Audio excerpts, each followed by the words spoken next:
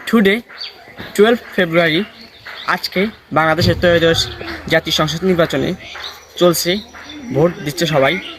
আজকে আমরা সবাই সৎ, ন্যায্য এবং যিনি দেশের জন্য আসলে ভালো কল্যাণ হবে, ভারতের হিন্দুত্ববাদী মোদী সরকারের বিরুদ্ধে থাকবে এবং কোনো দেশের মাথা নত করে থাকবে না, সেই সরকারকে আমাদেরকে আনতে হবে। আমি বলবো, যারা আজকের নির্বাচনে সহিংস করবে, ঝামেলা করবে এবং লুটপাট করতে থাকবে, তাদের উপর ঝাঁপিয়ে পড়েন। আপনি তাদেরকে আস্থা রাখবেন না।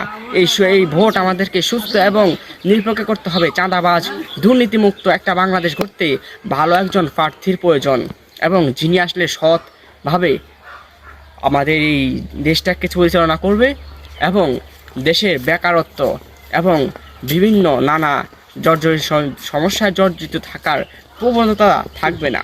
আমাদেরকে সেরকম একজন প্রার্থীকেই নির্বাচনে আনতে হবে এবং ভোট দিতে হবে। আশা করি আপনারা ভালো ব্যক্তিকে এবং ন্যায্য সৎ ব্যক্তিকে ভোট দিবেন। আসসালামু আলাইকুম ওয়া রাহমাতুল্লাহ।